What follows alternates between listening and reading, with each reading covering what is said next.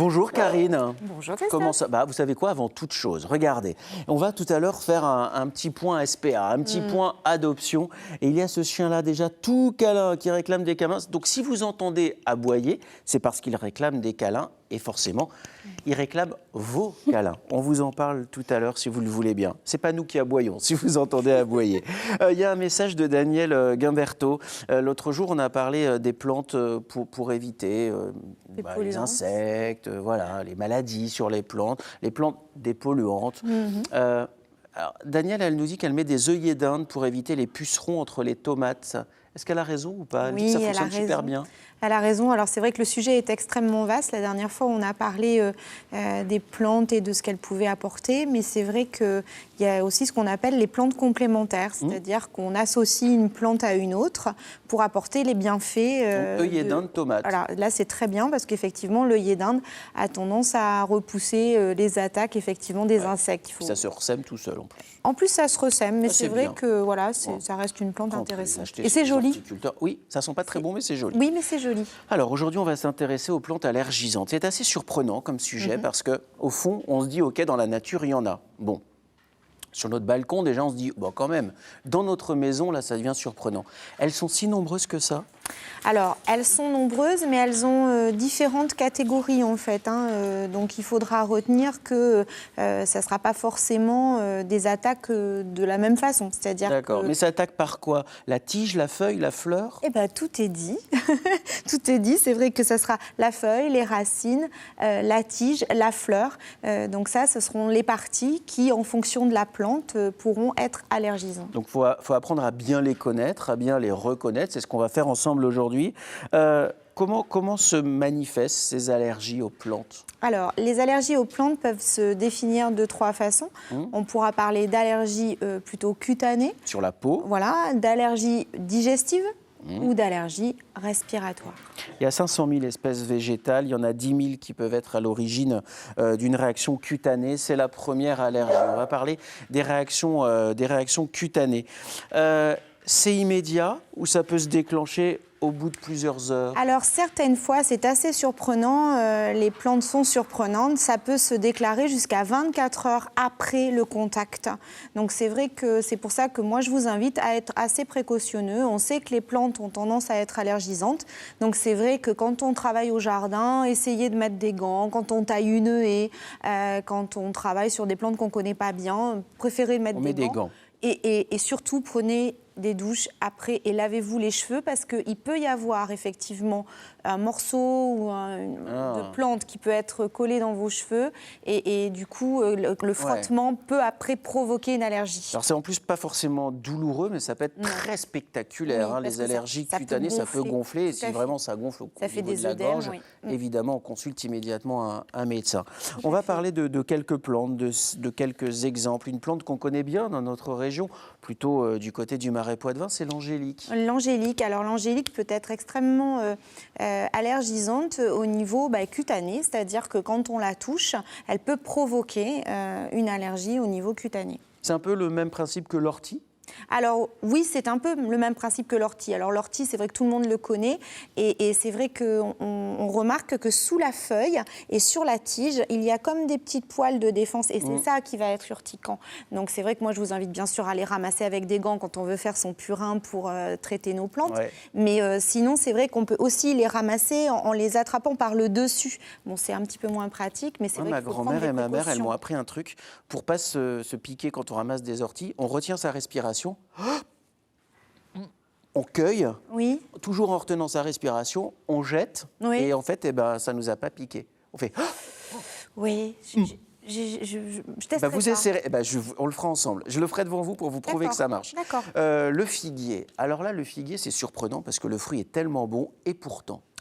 Alors le figuier, il est surprenant. Pourquoi? Parce que autant ses feuilles que sa tige, que son fruit peuvent être allergisants. Et pourquoi? Parce que c'est un arbre qui contient énormément de latex à l'intérieur de son fruit, à l'intérieur de sa feuille. C'est le latex qui rend allergique. C'est ce latex blanc, vous savez. Blanc, là, qui sort. Quand on ramasse une figue fraîche, et ce latex qui est là, qui est présent. Le blanc qui coule tout seul. Tout à fait. Ce latex-là est extrêmement allergisant. Alors il faut savoir que le figuier fait partie de la famille des ficus. Donc c'est pour ça que sur le plateau, je vous ai amené un comme les ficus. caoutchoucs. Exactement, le caoutchouc fait partie c'est du aussi. latex en fait. Tout à fait, fait D'accord. partie. Là, le ficus, ça peut être allergisant? Ah oui, le ficus, le figuier de Benjamin, donc c'est un figuier aussi. Donc, Ça s'appelle figuier de Benjamin. Oui, tout à fait. Ah, j'adore. Lui, il est extrêmement allergisant. Alors je vais lui faire une petite taille mignonne, mais du coup, pour montrer, regardez, ça a été instantané quand je l'ai coupé. Incroyable. Vous avez vu le latex qui sort de la tige. Et ça, ce latex-là, alors moi, personnellement, je suis extrêmement allergique à ce latex. Big up pour Thierry qui est en train de faire un gros plan sur une goutte qui est grosse comme quoi? Comme une tête d'épingle. Comme une tête d'épingle. Mais Vous honnêtement, avez bien fait de vous habiller en noir. Vous auriez été habillé en blanc, on aurait été un peu embêté quand même. Mais honnêtement, c'est très allergisant. Et pour la peau, enfin vraiment, c'est quelque chose dont il faut faire très attention. Est-ce que c'est la même chose pour le croton, l'anthurium ou le... Ah, ça goûte partout. Ou le Alors ça troène, goûte, oui, il faut le poser. Alors, effectivement, le croton, pareil, c'est toujours le même système. Alors, je vais vous montrer sur le forbe, parce que c'est assez spectaculaire aussi. Le forbe, on en a dans le jardin, pas Alors, dans la le forbe, maison, voilà. pour le coup. Ça, c'est le forbe du jardin. Alors, pareil, quand on la taille, moi, je vous conseille vraiment de le... Mais là, c'est pareil, regardez, à quelle Tout de vitesse suite. ça va. Mais c'est incroyable. Et ça, c'est ça le me coule latex. sur le doigt, là, c'est grave ou pas? Alors, c'est pas très grave, Christophe. En fait, en plus, je ne sais pas si vous êtes Non, je suis pas allergique, mais a priori. a priori, pas allergique. Mais honnêtement, voilà, c'est ce latex-là qui va peut vite, être très allergisant. Donc, du D'accord, coup, ok. plutôt l'éviter. Le troène, c'est hyper allergisant aussi. Alors, le troène aussi. Alors, lui, le troène, c'est vrai que ça va être le contact quand on va le frotter. Hein. C'est comme, effectivement, tout ce qui est thuya, tous les sapins, quand on va les tailler. Une haie de troène, les manches courtes, on le fait qu'une fois dans sa vie, en principe. Il faut qu'on avance parce qu'on a parlé des allergies cutanées, il y a les allergies digestives. Bon, là, ça rigole pas parce qu'on peut aller jusqu'à l'empoisonnement, hein, Karine. Tout à fait. Alors, par contre, il faut quand même relativiser. Hein. Ça représente 4,5% des appels au centre anti-poison. Donc, c'est vrai que bon, il faut quand même pas non plus penser qu'on a tous effectivement ce vécu-là, parce que bon, quand même, on est assez raisonnable et on va pas aller manger dans la nature tout ce qu'on peut trouver. Si on a un problème, le 18, le 15 ou le 112. Ou le 112, vraiment. Ça, c'est vraiment le conseil que l'on peut donner. Et on peut donner aussi comme conseil de ne rien prendre derrière, de ne pas boire de lait. C'est souvent le conseil qu'on donne. Hein. Surtout, ne le faites pas. Appelez le centre antipoison. C'est eux, en fonction de ce que la personne aura pris, qui vous donnera les meilleurs conseils. Bon, il faut qu'on parle des graminées. Oui. Parce que là, ça fait partie des allergies relativement courantes au printemps. Vous savez, les yeux qui piquent, le nez qui coule, les graminées. On trouve ça joli avec le vent. Oui, c'est ça.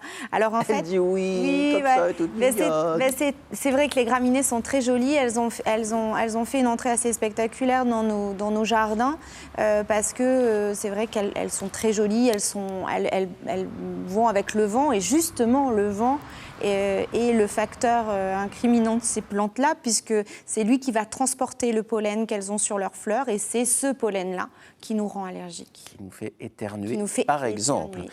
Certains sont allergiques à des fruits tout bêtes, hein, le céleri, la tomate, le radis. Tout à fait. Alors là, c'est vrai que sans la présence d'un allergologue ou d'un médecin qui pourra déterminer, on pourra.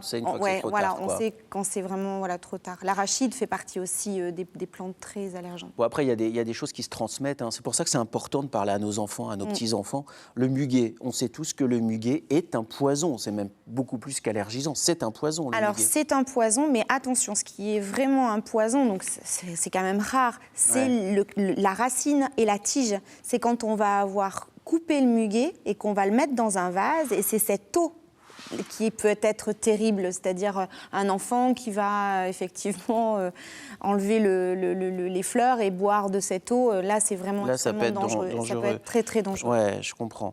Le datura et le laurier palme, même combat, ce sont aussi des plantes allergisantes pour les allergies digestives, si les enfants les ingèrent. Oui, finalement. Tout à fait. Hein. Donc là, c'est vraiment des plantes très dangereuses. Pour le datura, c'est vrai que quand on a des enfants en bas âge, c'est un petit peu gênant parce que la fleur est magnifique. magnifique, elle est splendide. Elle attire. Et elle attire. Donc effectivement, préférez de ne pas avoir ces plantes. Et effectivement, quand on les casse, il y a aussi un espèce de latex qui va sortir et qui peut être extrêmement dangereux si après les enfants lèchent leurs doigts. Un truc que vous avez dans votre jardin, ça c'est à peu près certain, c'est le laurier palme. Le laurier palme est très dangereux. Alors, mais je pense aussi aux animaux. On en a un sur le plateau.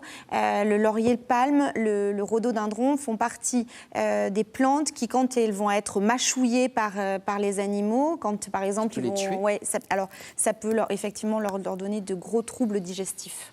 Bon, parfois dans des régions semi-montagneuses, comme au pied des Pyrénées, ou alors par exemple en Limousin, on a du hou dans nos jardins. Oui. C'est très beau, oui. Le hou. Mais alors le hou fait mais quand partie... elle fait ses yeux comme ça, Karine, ça veut dire que quand même il y a un petit danger. Oui, il y a un petit danger. Alors c'est vrai que le hou, je mets en garde parce que le fruit est tellement joli que les enfants pourraient penser que c'est une baie qui peut être comestible. Ça ressemble à un bonbon pour eux. C'est vrai, ça peut ressembler à un bonbon. Donc, Sauf que, attention, danger pour les allergies digestives ou les empoisonnements. Même combat pour d'autres plantes dans ce pot ou Alors pas? dans ce pot, même combat, tout simplement pour le lierre. Le lierre fait effectivement une fleur que les abeilles aiment beaucoup, pollinisent beaucoup, mais après du coup on a ces petits fruits de lierre. Et là pareil, même combat. Il faut savoir qu'avec la feuille de lierre on peut faire du savon, enfin un genre de lessive on va dire. Donc on comprend bien que ça peut être extrêmement gênant au niveau digestif. On connaît ça aussi pour les arachides par exemple. Tout à fait. Juste un truc, on va aller faire un tour du côté du Pollinarium de Sainte-Fère, c'est en Creuse, parce que là on comprend tout.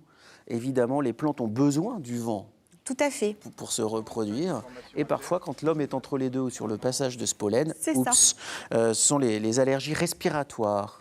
Tout à fait. On passe aux allergies respiratoires. Qu'est-ce qui se passe dans ce Pollinarium ? Alors là, c'est vrai qu'au niveau des allergies respiratoires, là, on nous explique en fait comment ça fonctionne. Alors comment ça fonctionne ? C'est tout simplement que ces arbres-là ont besoin du vent pour se polliniser. Donc on appellera ça des plantes anémophiles. Donc, comme le vent, ça vient du vent. Voilà, tout à fait.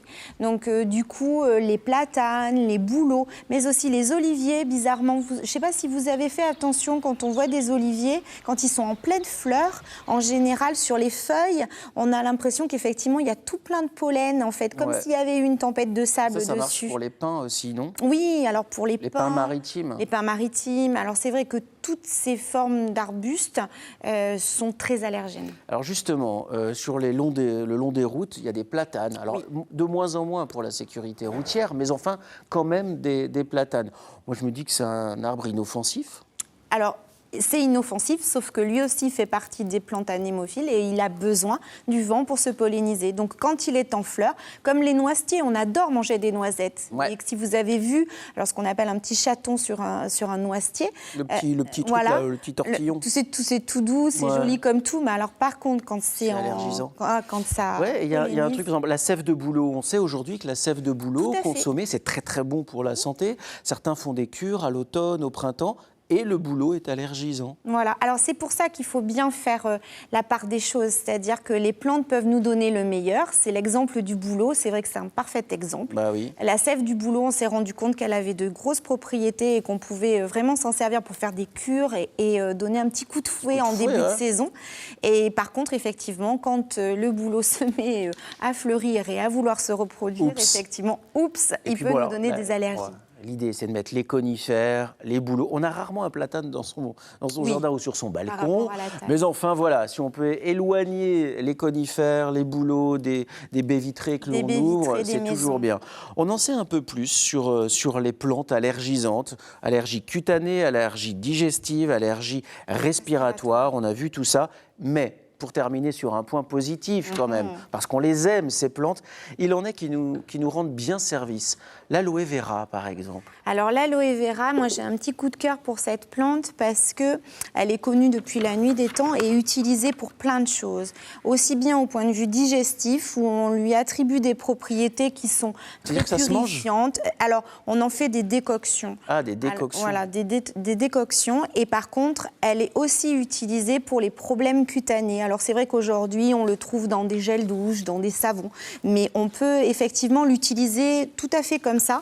Alors c'est vrai qu'elle est surprenante parce que elle a... Là, vous en avez coupé un bout. J'en ai coupé un bout et c'est vrai qu'il faut bien voir elle est très grasse à l'intérieur. Elle a cette espèce de gel extrêmement soyeux, épais, presque, hein. Ouais, soyeux. Et quand on a une légère brûlure, c'est vrai que on nous dit qu'il faut passer sur la brûlure et effectivement, c'est très apaisant. Alors, ce qui est très curieux, je ne sais pas si vous avez fait l'expérience à la maison, mais en fait, voilà, donc là, on a coupé, on voit bien que ça brille, le gel à l'intérieur. C'est une concentration d'eau incroyable, c'est quasiment que de l'eau. Tout à fait. Sauf que quand on coupe, ça coule quasiment immédiatement, ça n'a pas d'odeur. Et alors, au bout d'un quart d'heure, les amis, ça sent la transpiration à l'oignon. Mais c'est un truc de... Heureusement que ça ne sent pas comme ça chez vous.